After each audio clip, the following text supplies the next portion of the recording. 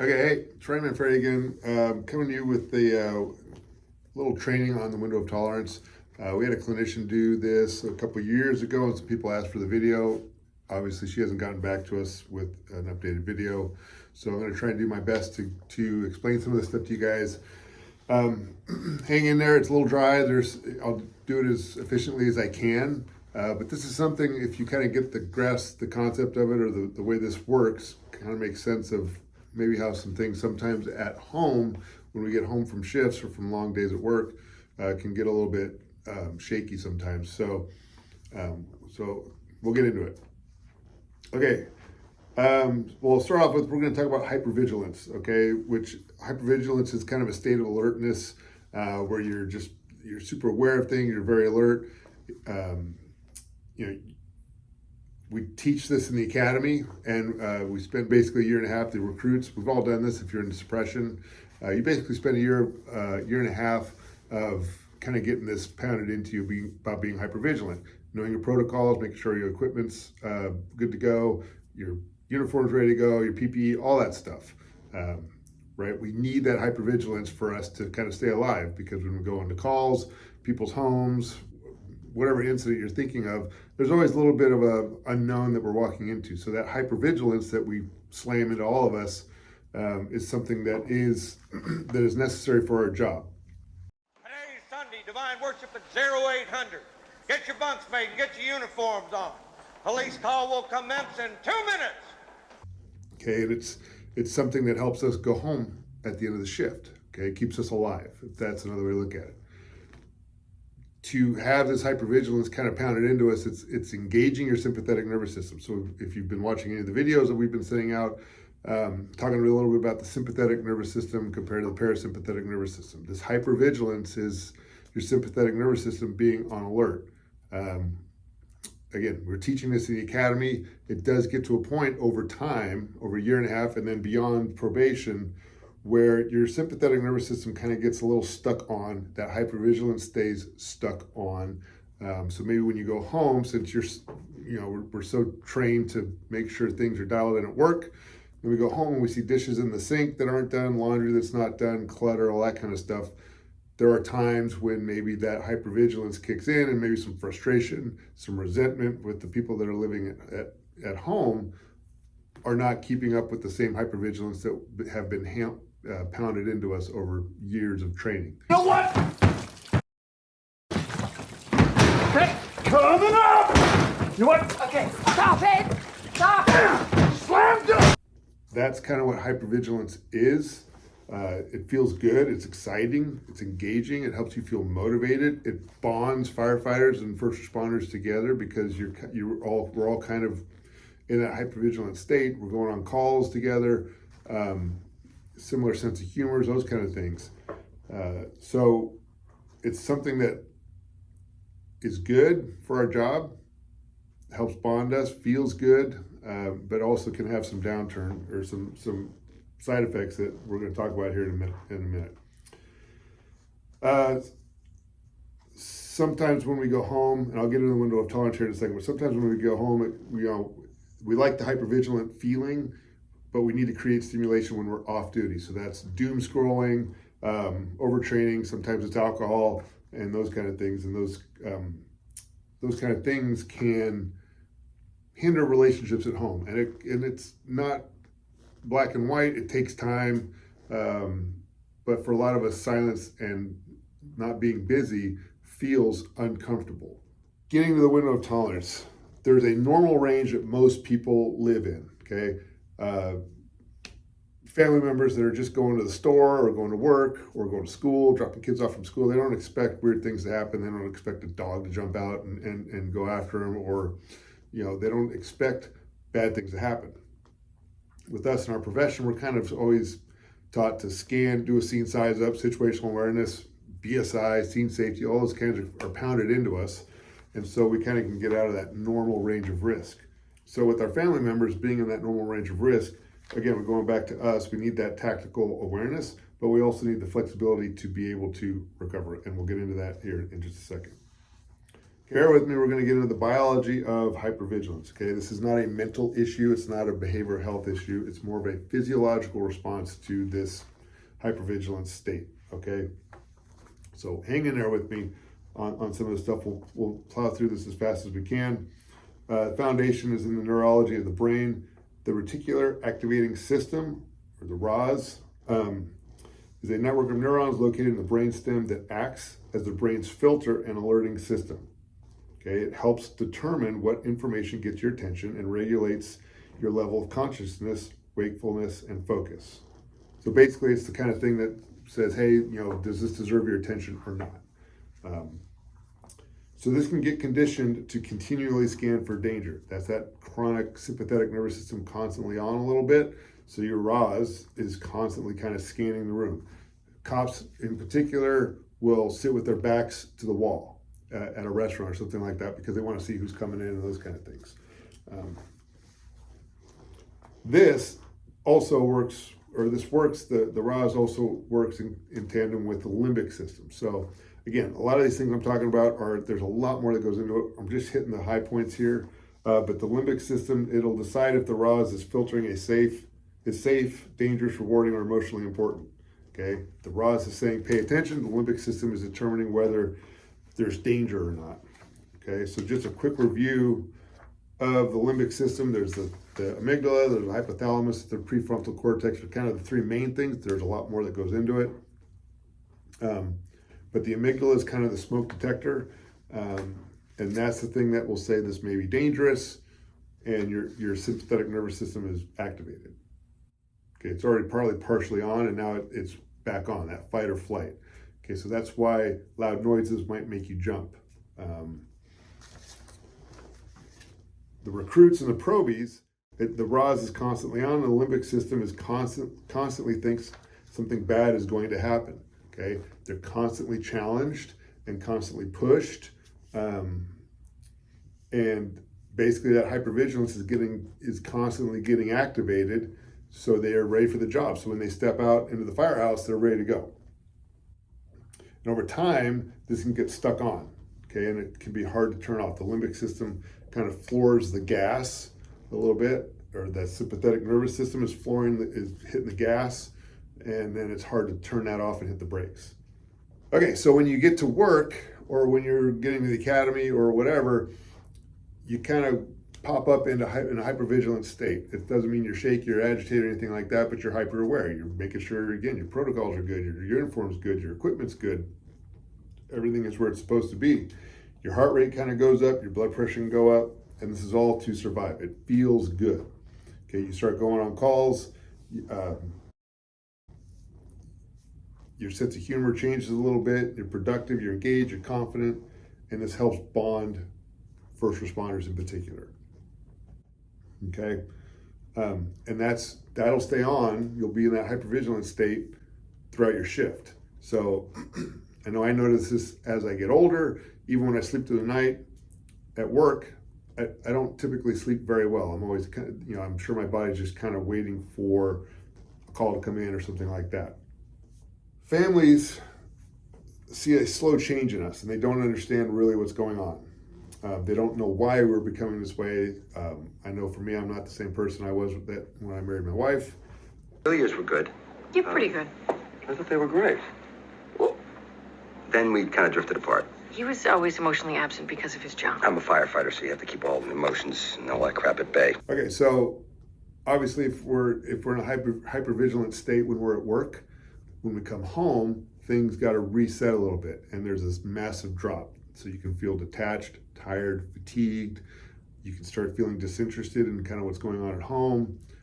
So for example, you've been at work for 2 or 3 days, you walk through the door, and yes, when you get home, you're walking through the door and might feel like you're excited to see family, but then, maybe you see the clutter around the house, and you're tasked with, there's appointments you got to go to and help with dinner and those kind of things, which are all things that as a person living at home, a spouse or significant other, you would expect them to start re-engaging you in the life at home that you've been gone from for 2 to 3 days.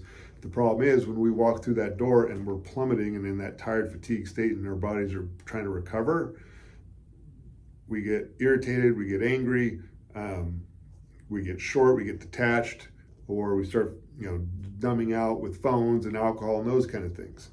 And so there's this recovery period. So, and we'll get into that here in a second. But families, significant others, spouses, people that we live with don't really understand what's going on. We start this job as on probation and things are great, exciting, fun. You're coming home with, with stories and all that kind of thing. And after about 5, 6 years, maybe even 10 years, those stories go away. They ask how your shift was. It's fine. We were up all night. We ran 3 calls after midnight, those kind of things. And there's this slow shift towards kind of just a malaise at work. Okay, and so that's that dip. So we get to work, we're in that hypervigilant state, you come home and boom, you kind of crash a little bit. And basically what we're experiencing is a biological consequence of kind of what this job brings with it. Again, training, hypervigilance, maybe some poor sleep involved in there. And then when we finally get home, we know there's no more tones that are gonna go off, we can dump. What can also happen sometimes if there's staffing issues, which each rank has had a staffing issue in the past, is your sympathetic nervous system can kind of be stuck on even when you get home because you're waiting for the phone to ring. You're waiting for that mandatory to come in. Okay, and so all this stuff causes resentment. It's not a mental issue. This is more of a biological response. Some comments that family members might make, okay, is, things like he's different now, he doesn't talk very much. We're not connecting very much anymore. He just works all the time. I ask him to do simple things and he mumbles and is irritable. Maybe he's drinking a little bit more, okay? This is why we're trying to get families more involved, spouses more involved, give them some tools, give them some information. So this kind of window of tolerance thing, if you can kind of explain it to them or show them the video, and I'll try and make this as short as I can, makes sense. Okay, so we've already talked about what it is like to dump there, and basically we're all living in 2 different worlds. One is alive, alert, and exciting at work, and 2 is exhaustion, isolation, and apathy. Okay, that's that up, exciting stuff, and then we kind of dump. Work starts to feel a lot better than being at home sometimes. Okay, so if we talk about alive, alert, and exciting as opposed to apathetic, isolated, and exhausted, yeah, I'm gonna go work more overtime. I gotta work more overtime. Okay, so then you start getting into this window of tolerance roller coaster. Work, home, work, home, work, home. Your body never gets a chance to recover. Your parasympathetic nervous system never really gets to engage and recover. Your sleep's jacked up. Your sympathetic nervous system is just on. Might be all the way on or at least partially on. And that's a biological havoc to your system. Okay, so this roller coaster needs to be mastered. Your sympathetic nervous system is constantly on. That's why we're trying to build this resiliency team and bring some of these other things that help you consciously engage your parasympathetic nervous system. The deep breathing, yoga, meditation, sound gyms, massage, all those things are a conscious way of you engaging your parasympathetic nervous system to help you recover. Having good sleep hygiene when you should have it at work and at home, but at least at home, no alcohol, and healthy sleep at night helps you recover. But it can't just be a passive thing. You have to actively do it. Things that you can do when you get home from work, if you're not too tired, is go for a walk, have at least some mild exercise. Okay, so that has shown to be able to get you back into that normal range of tolerance again. A big part of this is the fire culture, right? This is some stigma that we're trying to fight. Some things that are unhelpful, in the fire service, basically, is glorifying emotional shutdown, mock therapy, okay? The whole suck it up, buttercup, and a dismissal of symptoms. Okay, so I'm sure that still happens. There's still, people are talked about behind closed doors or openly at the kitchen table about symptoms and those kind of things. I know there's the concern and now with the focus on behavioral wellness that people are going to take advantage of PTSD and retire out with those. Over the last few years, we've had about just under 20 people put in PTSD claims. All of them, I believe, are back at work, or if they were retired out, they retired out for something other than PTSD. Okay, so yes, there's a potential for abuse. Quite honestly, it hasn't happened here at Metro Fire for a while. Okay, so the last thing I'll talk about with how this looks at home, your family starts walking on eggshells. They don't want to tell you things. They're nervous to say, what's on their mind, and resentment starts to build. Okay, and you'll start seeing that in relationships where, if we're talking about a husband and wife, or whatever, that there's a slow separation. You end up living like roommates almost, like, yeah, we'll take care of the kids, I'll make dinner this time and we clean up and things might be okay, but there's either resentment or walking on eggshells. And it's unfair for the spouses in the sense that they're basically living with the same issues that we are without having gone to work. They're trying to figure out what's going on with us, and we just detach and are emotionally numb. Okay, so what can we do? Recovery is not relaxing, but an intentional decision to help the nervous system to return to baseline. Those are those things we're talking about with the resiliency team and engaging in those modalities on a conscious level. The goal is to get out of either hyper or hypo-arousal or hypervigilance and back to that normal range. Okay, so getting out of the top or out of the bottom and getting back to normal as fast as we can. So what are some things that we can do? On the physical side, we talked about a good sleep, regular exercise, get outside, get some sunlight, get outdoors, eat healthy. We know what that is. The whole foods, just to make it simple. Stay out of the box and processed stuff and eat as many whole foods as you can. Box breathing, massage, we talked about some of those things already, and really limit or remove alcohol entirely. Okay, there's no good that really comes from alcohol on a biological level. I understand in social situations it can loosen you up, but biologically it's just poison. Okay, so limit or remove alcohol completely.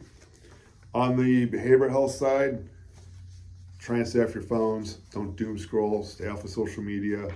Have a routine coming home and let your significant other know what that routine is and have those conversations. If you need help with tools or identifying what your triggers are, talk to a therapist. Okay, we've got a much enhanced EAP now, a lot of sessions, a lot of learning that can happen. Learn how to identify and name your emotions. Again, this can help with a clinician. Learn how to be vulnerable. I know that can be challenging for a lot of us. I know it was for me. Talk to peers, and again, talk to a professional. And then as far as relationships, especially if you live with a significant other, okay? I'm not talking about like roommates and all those kind of things, but if you have a significant other, have these conversations with them. Let them see this video or explain this window of tolerance to them. Come up with a game plan with them for when you come home. What are those conversations going to be like? You don't have to necessarily tell them the calls you went on or the details or any of those kind of things unless they're okay with that.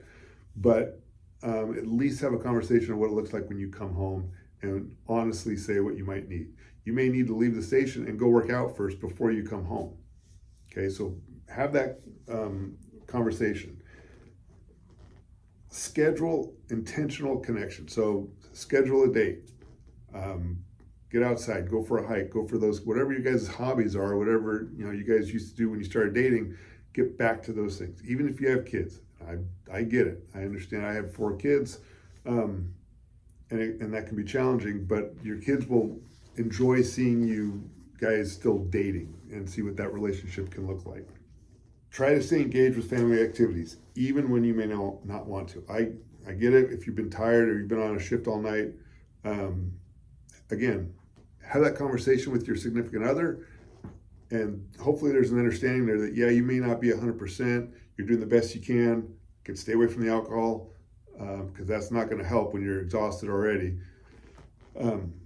But have that conversation and try and stay engaged as much as you can. So in closing, I hope this helps a little bit. Again, this is stuff I've learned. I hope I'm expressing it in a way that you guys understand. At some point, we're all going to run our last call, okay, and we're going to retire out of here. Who's going to be there when that happens? I mean, we have a party, we may have a barbecue or whatever, a taco truck at the firehouse, but eventually we're going to be at home. Who's going to be there? Okay, start building on that relationship now. Okay, I'm sure a lot of us will have friends and relationships from the fire department beyond into retirement, but quite honestly, the biggest relationship you're going to have is with that significant other or whoever you're living with right now. Invest in that relationship today. Have these conversations, communicate these things to them, because I guarantee you they want to help you, but if you don't talk about this stuff, they're going to shut down and you guys are going to start splitting away. Okay, and it starts slow and picks up pace the more time that goes on with nobody's talking about it. I hope this helps. Please ask if you need help, resources, questions on this stuff. Again, it's something we're teaching in the academy. It's in the book Emotional Survival for Law Enforcement by Dr. Gil Martin. I've thrown that book out a couple times. We do have extra copies if you want one.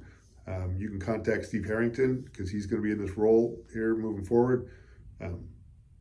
So anyway, I hope this helps, and we'll see you out there. All right, bye.